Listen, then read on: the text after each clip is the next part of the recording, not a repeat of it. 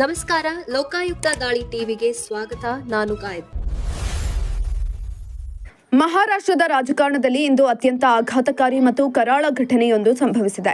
ಮಹಾರಾಷ್ಟ್ರದ ಉಪಮುಖ್ಯಮಂತ್ರಿ ಅಜಿತ್ ಪವಾರ್ ಪ್ರಯಾಣಿಸ್ತಾ ಇದ್ದಂಥ ವಿಮಾನ ಬಾರಾಮತಿಯಲ್ಲಿ ಭೀಕರ ಅಪಘಾತಕ್ಕೀಡಾಗಿದೆ.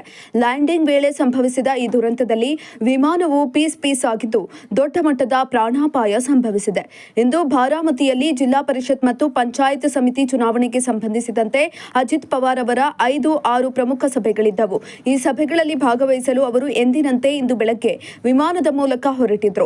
ಆದರೆ ಬಾರಾಮತಿ ವಿಮಾನ ನಿಲ್ದಾಣದಲ್ಲಿ ಲ್ಯಾಂಡ್ ಆಗುವ ಹೊತ್ತಿಗೆ ವಿಮಾನವು ನಿಯಂತ್ರಣ ತಪ್ಪಿ ಪತನಗೊಂಡಿದೆ. ಘಟನಾ ಸ್ಥಳದಿಂದ ಹೊರಬಂದಿರುವ ವಿಡಿಯೋಗಳು ಎದೆ ನಡುಗಿಸುವಂತಿವೆ. ವಿಮಾನವು ನಜ್ಜುಗುಜ್ಜಾಗಿ ಹರಿದು ಹಂಚಿ ಹೋಗಿದೆ. ಸುತ್ತಲೂ ದಟ್ಟವಾದ ಹೊಗೆ ಆವರಿಸಿದ್ದು ವಿಮಾನದಲ್ಲಿದ್ದವರ ದೇಹದ ಭಾಗಗಳು ಚೆಲ್ಲಾಪಿಲ್ಲಿಯಾಗಿ ಬಿದ್ದಿವೆ ಎಂದು ಪ್ರತ್ಯಕ್ಷದರ್ಶಿಗಳು ತಿಳಿಸಿದ್ದಾರೆ. ಇನ್ನು ವಿಮಾನದಲ್ಲಿ ಅಜಿತ್ ಪವಾರ್ ಸೇರಿದಂತೆ ಒಟ್ಟು 6 ಜನರಿದ್ದರು. ಕೆಲವು ಮೂಲಗಳ ಪ್ರಕಾರ ಅಪಘಾತದ ತೀವ್ರತೆಗೆ ವಿಮಾನದಲ್ಲಿದ್ದವರು ಪ್ರಾಣವನ್ನ ಕಳೆದುಕೊಂಡಿದ್ದಾರೆ ಎಂಬ ಆತಂಕಕಾರಿ ಸುದ್ದಿ ಹರಿದಾಡ್ತಿದೆ. ತಮ್ಮ ನೆಚ್ಚಿನ ಅಜಿತ್ ದಾದಾ ಇನ್ನಿಲ್ಲ ಎಂದು ಸುದ್ದಿ ಕೇಳಿ ಅಜಿತ್ ಪವಾರ್ ಅಭಿಮಾನಿಗಳು ಸೇರಿದಂತೆ ಹಲವು ಗಣ್ಯರು ಕೂಡ ಸಂತಾಪವನ್ನು ಸೂಚಿಸಿದ್ದಾರೆ.